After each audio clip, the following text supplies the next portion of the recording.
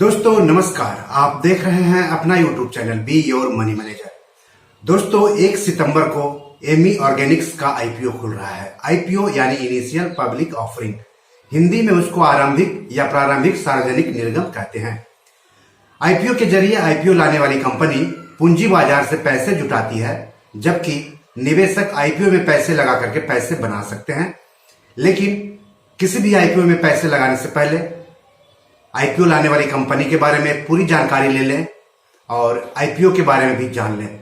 तो इस एपिसोड में हम आपको एमी ऑर्गेनिक्स कंपनी के बारे में और उसके आईपीओ के बारे में बताएंगे। लेकिन उससे पहले आप सबसे गुजारिश है कि अगर अभी तक आपने इस यूट्यूब चैनल को सब्सक्राइब नहीं किया है तो जल्दी से सब्सक्राइब करें। साथ ही साथ अपने दोस्तों, रिश्तेदारों, जान पहचान वालों से भी इस यूट्यूब चैनल को सब्सक्राइब करने के लिए कहें, इसे शेयर करने के लिए कहें और सवाल पूछने के लिए कहें, क्योंकि इस YouTube चैनल के जरिए आपके पैसों से जुड़े हुए सभी सवालों के जवाब दिए जाते हैं। तो चलिए आगे बढ़ते हैं एमी ऑर्गेनिक्स कंपनी और उसके आईपीओ की तरफ। तो एमी ऑर्गेनिक्स कंपनी विशेष रसायन बनाने वाली कंपनी है। गुजरात की कंपनी है। 2007 में कारोबार शुरू किया था। यह company anti psychotic, anti retroviral, anti cancer, anti depressant, anti Parkinson, anti inflammatory और एंटी कोगुलेंट से जुड़े फार्मा इंटरमीडिएट्स बनाती है और बेचती है। इससे पहले एमी ऑर्गेनिक्स ने 2018 में सेबी के पास आईपीओ के लिए अर्जी दी थी। सेबी ने मंजूरी भी दे दी थी, लेकिन कंपनी ने फिर आईपीओ लॉन्च नहीं किया। अब एमी ऑर्गेनिक्स के आईपीओ के बारे में जान लेते हैं। आईपीओ 1 सितंबर को खुलेगा और 3 सितंबर को बंद होगा। इस आईपीओ का प्राइस बैंड है 603 रुपए से लेकर के 610 रुपए प्रति शेयर। 24 शेयरों का एक लॉट होगा, यानी रिटेल निवेशकों को कम से कम 24 शेयर खरीदने होंगे। कहने का मतलब हो गया कि कम से कम 24 गुने 610, अगर अधिक कीमत की बात करें तो यानी 14,640 रुपए निवेश करने होंगे। और रिटेल व्यक्तिगत निवेशक को अधिक से अधिक 312 शेयर यानी 13 लॉट खरीदने होंगे। कहने का मतलब हो गया कि 312 गुने 610 यानी अधिक से अधिक 1,90,320 रुपए निवेश कर सकते हैं रिटेल निवेशक।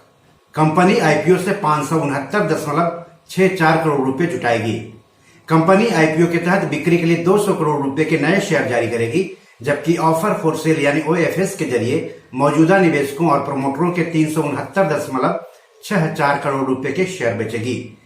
कंपनी ने आईपीओ से पहले नियोजन से 100 करोड़ रुपए जुटाए हैं, जिसके बाद ताजा निर्गम के आकार को 300 करोड़ रुपए से घटाकर 200 करोड़ रुपए कर दिया गया है। आईपीओ से मिली राशि का इस्तेमाल कर्ज चुकाने और कार्यशील पूंजी संबंधी जरूरतों के लिए किया जाएगा।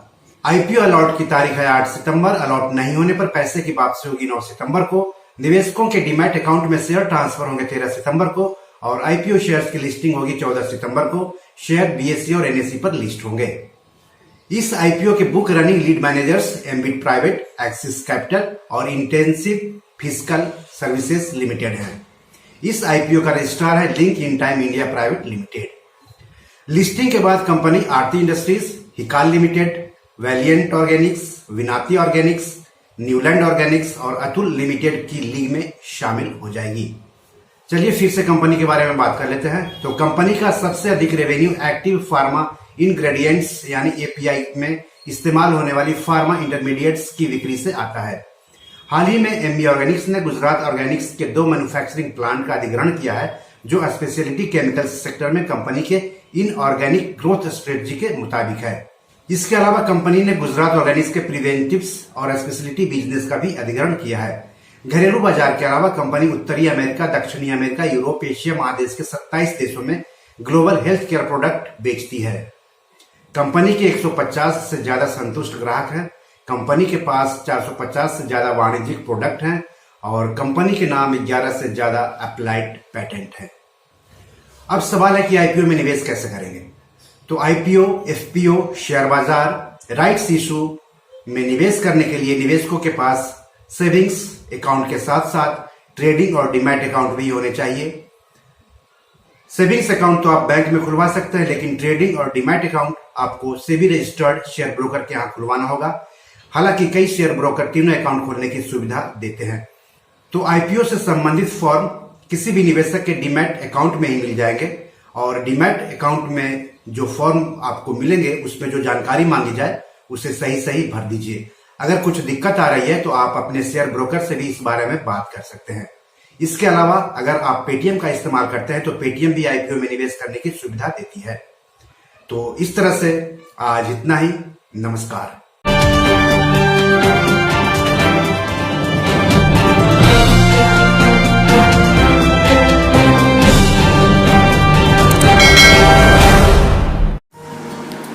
दोस्तों, ये हमारी 7 किताब है जो कि अमेजॉन पर पब्लिश्ड है।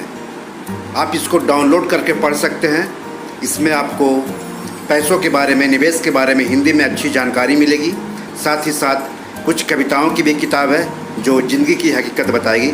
तो इसे आप डाउनलोड कर सकते हैं। डिस्क्रिप्शन में इसके लिंक दिए हुए हैं।